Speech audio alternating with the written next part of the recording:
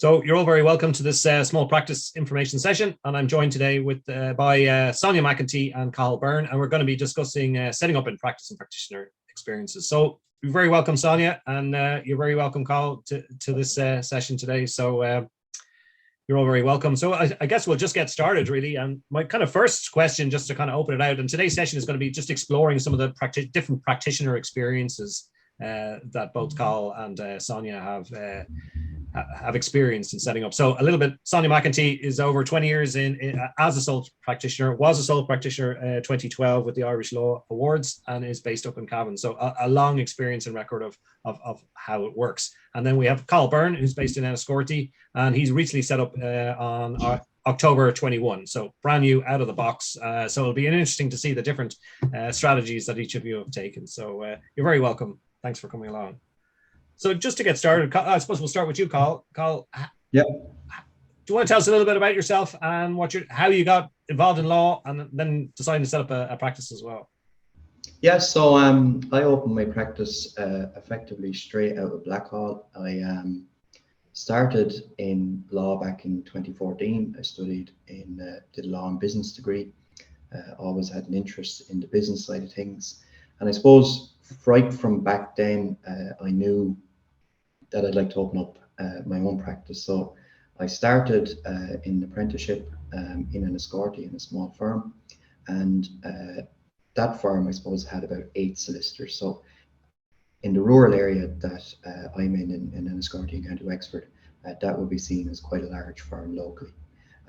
So what I did was I was there for about 3 or 4 years, and then I moved to a very small one-person general practice in the Midlands, and I got to see there sort of the difference between working in a mid-sized firm to working in a small firm, and where you're hands-on and everything falls back onto your desk. So straight after I qualified, I decided I wanted to take the plunge. Opened up in October. I'm 6 months open now. I do mostly. So we're going to come back to you now, Cathal, in a second. I'll just open up to Sonia. Perfect, yeah. So Sonia, here's following on from Cathal. He did put some experience or work in a firm for a period of time. Do you think when setting up that one needs to work, or can they come straight out of college and into setting up a practice? Oh, well, I think I would recommend that someone would have that. I mean, they don't have to, but my view on that is almost that it can be too easy to set up in practice. So there's a lot of consideration that needs to go into it first, and that would be something that I'd urge some caution just in relation to. So I think the benefits of it would be there in terms of having some of that hands-on practical post-qualification experience, and I would definitely recommend that. But that said, as you know, Cathal has said, he came straight out and did it. Those options are there, and when you're aware of, I suppose, when you know yourself quite well in terms of your strengths, your weaknesses, where you might need support and assistance, and you ensure that you avail of those. So don't become isolated, I suppose. Yeah, you can succeed in that manner. It can be done. Do you want to talk, Cathal, a little bit more recently, because you've just set up? What supports or what steps did you take to get started, or how did you find that whole getting started process? Yeah, I suppose what I did was I qualified in December 2020, and in around March 2021, I decided I'd like to take the plunge. And the big thing for me is that it takes about 6 months to actually get open. People mightn't realize that, but that's kind of what it takes. You need to be confident that you have a business plan that's well thought out, well researched, and actually reflects the reality of opening your own practice. And the big thing for me was that it's easy to produce a business plan over a weekend and say, here it goes. But when you're actually running the firm, there isn't really time to be considering where should I be doing my advertising, or how should I be pitching the firm, or what work should I be looking for, or what work should I be turning away. So I would recommend to anybody who's thinking of taking the plunge that they actually spend a sufficient amount of time to research it properly, speak with other solicitors in the area, and be confident that the idea that they have will actually work when they actually open the doors, and that they've put in the research and put in the work. And I would say genuinely it took me about 6 months to get open. Some of that is due to the difficulties that there are with sourcing insurance at the moment. The market is quite difficult for opening up, but with the help of the Law Society, and particularly with your help, Justin, you were a great help and assistance to me, even in putting me in touch with relevant solicitors that have been down this road beforehand. But I would say it takes about 6 months. Yeah. So just asking you kind of a similar question, Sonia, but what's your views currently that you've been up and running for a period of time or 20 years? That do you have a business plan? Do you have a marketing plan? Do you update these at a regular basis, or are they just tools you use when you get started to get past the bank manager or the PII?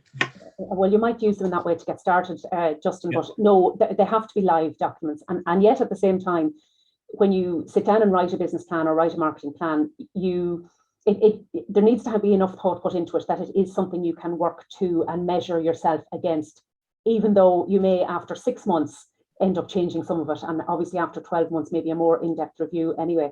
But certainly one of the things I would say, Justin, is that I think the extent and the depth of the supports that are available now for solicitors who want to set up, I mean, they're far better and far stronger than they would have been when I was setting up in practice. So when I was setting up in practice, you were very much on your own. There was a one-day course in the Law Society that was run by a solo practitioner, and he gave the benefits of his experience.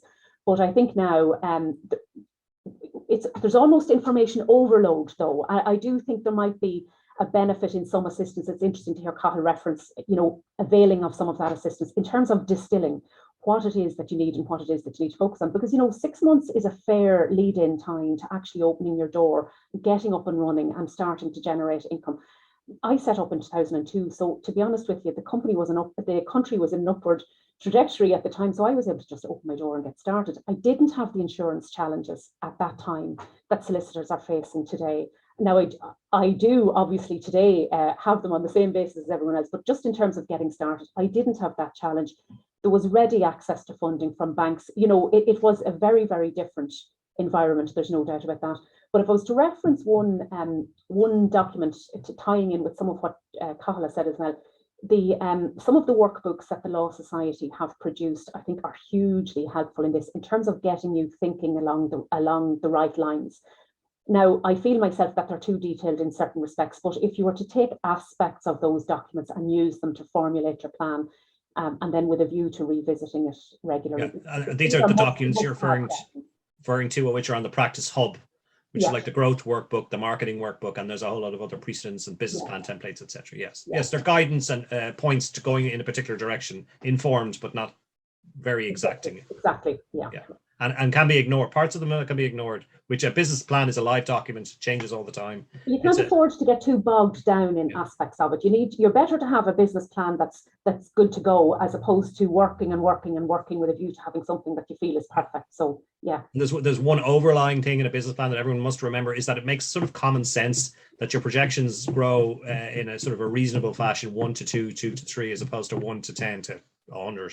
There's a danger sometimes of just overfilling these forms to make them sound grander than they need to be. So just to take the sort of common sense, practical, does this actually make sense? And I think if you can stand over that, then that's a job well done. So I suppose on to the next sort of finding the area of practice that you were comfortable with or liked working in or were passionate about, or that just paid the bills. Like, how did you go about doing that? Carl, do you want to start off there? Yeah, so I am in a small rural town. So obviously the workload in the town will consist of what you'd expect a general practice to do. Now, from my own perspective, I wanted to have flexibility and control over my own diary and my own schedule. So what I decided to do was focus preliminary on work that's office-based. So I do a lot of conveyancing, wills, probate, and a small amount of personal injury work, mostly civil work. I'm not on the legal aid panels, and I don't represent people in the district court or the circuit court. I don't do criminal, I don't do family law. And that was my own choice, because I wanted that degree of flexibility to be able to be in charge of my own diary and not be called into court at short notice in periods where I'd have to go to court. And I would recommend to people that it's very difficult, particularly if you're a solo practitioner. You can't be everywhere. So if you're in court, you can't be in the office. If you're in the office, it's very difficult to be in court. And while some people do manage to balance it, my own judgment and my own experience was that it just wasn't simply going to be something that would work for me. So when I opened up, I didn't have any staff. It was just me. I've taken on a secretary now who's working the mornings for me, just to give that reassurance that there is somebody physically in the office. But I do think it's important that, in my own view, the day of the general practitioner being a jack of all trades is sort of becoming something of the past, and you do need to have a degree of specialization in particular areas. And that, for that reason, that's why I chose to limit my practice areas to those areas. Now, it is difficult, obviously, when you open up. People come in, they say, will you represent me in court? And you think to yourself, okay, that would be a cash flow for the business. But you have to stick to your goals and your plans. And I simply refer those people on to other solicitors. And I suppose that is something that takes a bit of getting used to. If you have your own business and you are a sole practitioner, you need to be able to say no, be comfortable in your own decision making, because at the end of the day, you are the business and the business is you. Sonia, you over to you. Like, how did you find it over the years? Did you move around into different areas, or were you always fixed on your area that you're in? No, I was quite niche, I suppose, all along. Justin, I actually post qualification, I spent 4 years in Ernst & Young working as a tax solicitor. So when I set up in practice on my own, it was very much in a growing property market. So I was very focused on property, but with I suppose that tax planning element associated with it. So I would have been working with a lot of medium-sized to larger firms, and team projects, if you like, where developments and things like that were underway. When the financial crash happened, I mean, all of that just fell asunder in the sense that no one had, tax advice was the bottom of everybody's list of priorities, because no one was paying tax because they weren't making any money. So, there were a few really, really difficult years there. And I really had to sit back and take stock and think, right, well, the property market has been pulled from under you now. What are you going to do? And that brought me round to, I suppose, what is now our niche specialization, which is in multi-unit development. So we branded that apartment law, and we've gone out there, and it's interesting to me when I hear people using the phrase apartment law, because I feel, oh, well, that was something we came up with and made a reality. But it's funny, people say, well, apartment law, what's that? Well, it takes in all elements of what's involved in multi-unit development. So it's advice on leases, it's corporate governance in relation to running companies, there's some litigation involved in it, there's some conveyancing involved in it, it's boundary and mapping disputes, so it is, although it sounds very narrow, it's actually quite broad. But Cathal has said a lot of things there that I wholeheartedly agree with. And one of them in particular is the confidence to say no to people. And I suppose my experience during the financial crash was that it was very easy to become a busy fool, to say yes to everyone, and not really be able to make money. At the bottom, at the end of the day, your practice has to work for you. And that's my core principle. I'm not here to work for my practice. My practice is here to work for me. And it has to work for me. And I also wanted a role that was largely office-based, and that's more for family reasons and because I have other commitments there. So largely office-based, where I didn't need to respond to the demands of other, let's say, institutions like the courts, for example. So I've control over my workload on a day-to-day basis. I know where I need to be tomorrow, I know where I need to be the next day, and I know how many hours I'm going to need to work. So again, I think some careful planning and forethought into some of those issues is really important. And the practice area is important too, because, and Cathal also referenced this, the future for sole practitioners is highly challenging. There's no doubt about that. And I also took the view that to specialise was a better way forward, or to operate in narrower areas. So like that, people might come to me and say, can you help me with employment law? Can you help me with that? The answer is no. Happy to help you to find someone else, no difficulty with that. And I feel I better serve my clients by saying no, because they have high expectations in terms of knowledge and experience. And the learning curve is too steep for me to be jack of all trades. The phrase that was used earlier, simply can't do it. The risks are too great. So do something, do it really well, and say yes to all of that, and say no to everything else. And do you still think it's possible at any stage to develop a specialism if you do find yourself? Yeah.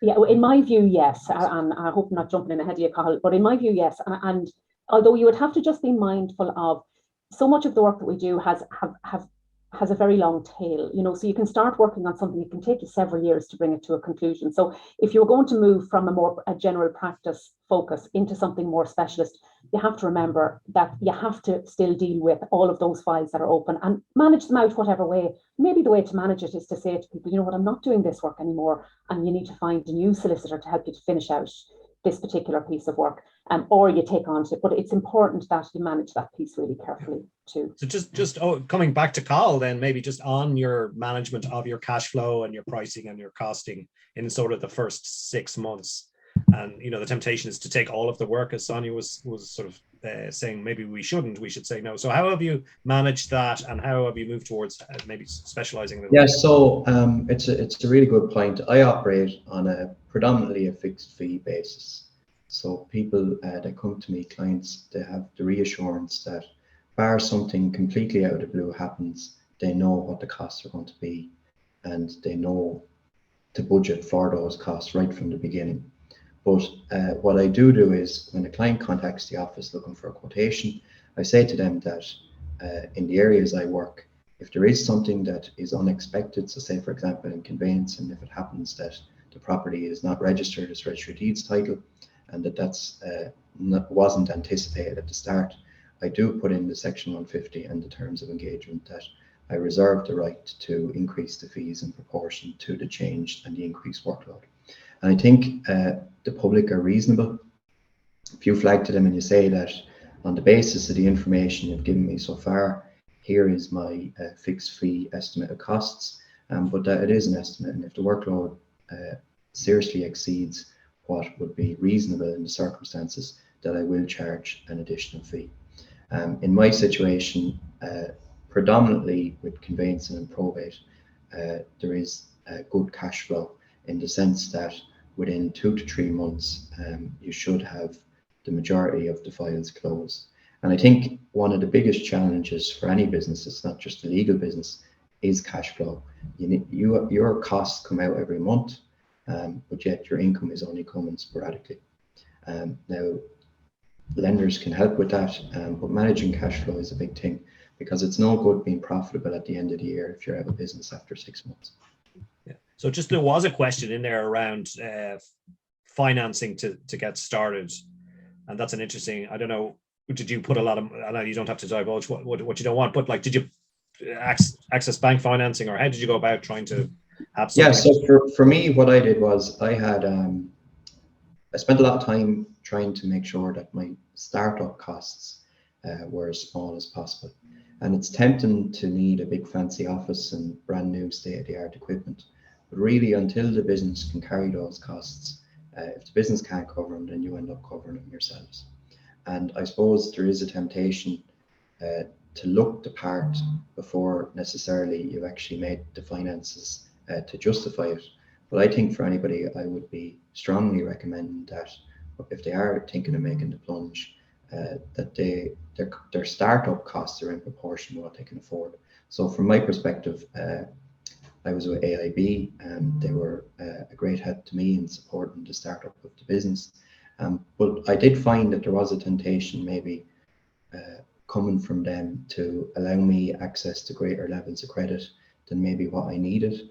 And I was always conscious that in any business, in order to be profitable, you have to manage your costs and your expenditure. And while you do have large fixed costs, such as the practice and certain insurance costs and rent and so on and so forth, you need to be able to justify any level of expenditure that you can against your projected income. So it's, as I said earlier, it's no good expecting in year 3 that you're going to make a big profit if you're gone out of business after 6 or 7 months. But I did find, I have to say, that there was a readiness to lend to me to get the doors open and get started. Okay, so what we do know is borrowed money is easily spent and can be quite difficult to repay. I suppose just over to you, Sonia, a little bit around this price margin issue and profitability, and just commenting on conveyancing and maybe even litigation for insurance claims, that a lot of the price is declining potentially in these markets. Yeah, I mean, it's absolutely the case that clients are tougher now in relation to fees, and you can almost anticipate that on maybe every fee quote that you issue, you'll be asked, can you do any better? I have always taken the approach, Justin, of addressing that question from the bottom up. So knowing to the cent what it costs me to run my office on an hourly basis, and then knowing to the cent what it costs me to run my office on a chargeable hour basis, because obviously they're two very different things. So as a sole practitioner, you have to take account of all of the non-billable work that you have to do. So I mean, and that does amount to hours in a day. So it's you need to be prepared for days when you might only do billable work for 2 or 3 hours because you have other management type tasks, I suppose, to attend to. And bear in mind that every piece of communication that comes through the door, whether it's from the revenue, from the bank, from your accountants, from the law society, doesn't matter who it is, you're the person who has to deal with that. So in one respect, when you want to operate as a solo practitioner, yes, I think we all study law because we love the law, but you really have to be ready to take on with both hands the management aspect of it, because if you don't manage that part, it doesn't matter how good you are at the legal part. So in that respect, there's a there may be a personality type perhaps that's better suited to solo practice. But to go back to your question, so going back to the question about pricing and that sort of thing, when you know and understand fully what the costs of running your practice are, then you can set about your pricing. And I also, I do some conveyancing. I don't do a huge amount of conveyancing, but I tend, certainly residential conveyancing, we do a fixed pricing too. Now, I took a decision several years ago, many years ago, in fact, that I'm not willing to offer, the bottom rate conveyancing legal services. The risk involved in conveyancing is too great for that. The time that I need to put into a conveyancing file is too great for that. So like Cathal, I do time record in terms of the time that I put into each file, so I can get a good feel at the end of a file as to whether I've done well in terms of profitability, whether maybe it has been a little bit tighter, whether my going rate fixed fee is sufficient for the work that I want to do. But like Cathal, I reserve the right to bill further, if there are other issues that arise along the way. So I do think that, if I call them the private clients, your ordinary consumer client will push harder for fixed pricing along the way. And we do have to, I'll say, be strong in resisting that to a certain extent, because so much of what we do is dependent on how other parties respond. So we don't know how it's going to go. Now, with a conveyance, you like to think your opposite number is going to take a similar approach and that you're both there to find a solution and reach an end point for your respective clients, and that should be done on a relatively collegiate basis. But from time to time, there are issues that arise, and communication is key. So if clients understand from the start that there may be additional costs, you really need to have that. You really need to have that factored in, and you need to be willing to have that conversation. You need to be willing to talk to them again about it. Yeah. So looking to the future a bit more around sales and marketing, Carl, what sort of sales and marketing are you engaging in at the moment? And then maybe we could then talk about your thoughts about how you've experienced so far, and what you had thought was going to happen initially. Yeah. So I have, I suppose, 3 main ways of advertising. The first is I picked a prominent location for my office. So that might seem like a silly thing, but in the town that I'm in, there is one, I suppose, thoroughfare through the town centre. And on the entrance to that's where my office is.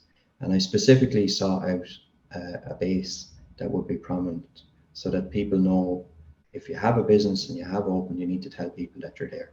So that's the main one, firstly. Secondly, what I did was I used the traditional method of putting an ad in the local paper. I took out a front page ad for a couple of weeks, and I just said, new solicitors business, and I just get my phone number. And believe it or not, that did genuinely lead to a lot of work. And the reason I say that is because I advertise on the basis of geography. So I'm not looking for a national client base. I'm looking for people that are living in the area around Enniscorthy to provide local legal services to them. And I was very clear when I looked to open my firm that was the target market that I was going after. So in order to appeal to that, I used the traditional method of putting an ad on the front page of the paper, which actually is quite inexpensive. Now, it does limit myself to people in that geographical location. But that's what my sales pitch was, that I'm a local person in the town offering local legal services to people from the area. I don't, and I haven't as of yet, any online presence. It's not something that I have explored yet, but I do know that there is a startup grant of €2,500 for businesses that are open for more than 6 months, and that is something that I will be looking into more now that I am open 6 months. This is through the local enterprise office. That's right. Yes. True. So, Sonia, just quickly coming over to you on your sales and marketing. I know it's coming up to 1:25, and we only have another couple of minutes. So, and if anyone would like to ask us a question, we'll take it on the chat. How do you do your sales and marketing, Sonia? I suppose my approach now is almost entirely opposite. Right. Yeah.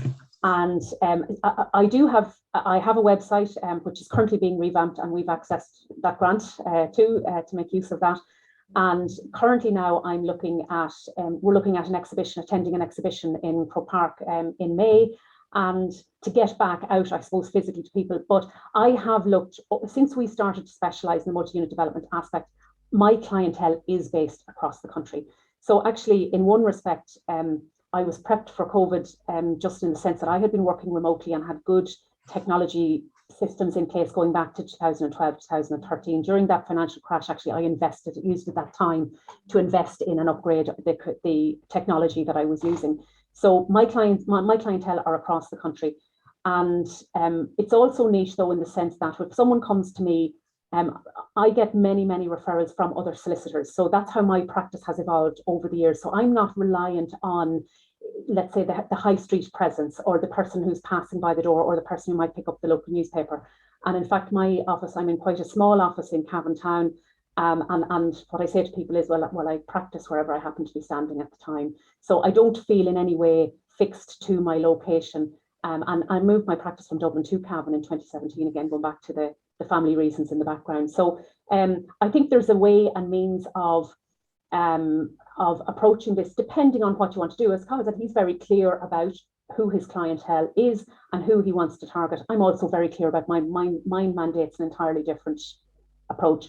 And one thing I would say that worked really well for me through several very challenging years was the fact that I started out working at home, and I then moved into serviced offices for several years. So I haven't had the expense, that huge fixed expense of the office premises. So consider that very carefully in your planning, I think, at the start, because the offices, a landlord will always expect their rent to be paid regardless of how you're doing inside the doors. Okay, so just we're into the last 2 minutes. So maybe, Carl, is this how you expected your first sort of 6 months in opening a law firm, and how do you see it, the future for being a sole practitioner? And any advice for anyone who's getting started? Yeah, absolutely. So I suppose it is similar to what I expected, which is a nice thing to be able to say. We're a lot busier than I expected to be after 6 months, which is a great thing to be able to say. But I suppose the biggest thing I would say to anybody is, if you're thinking of becoming a sole practitioner, at the end of the day, you are the business and the business is you. So I would find that if you're walking down the street, given where I am, people might stop you and say, oh, can I have an appointment?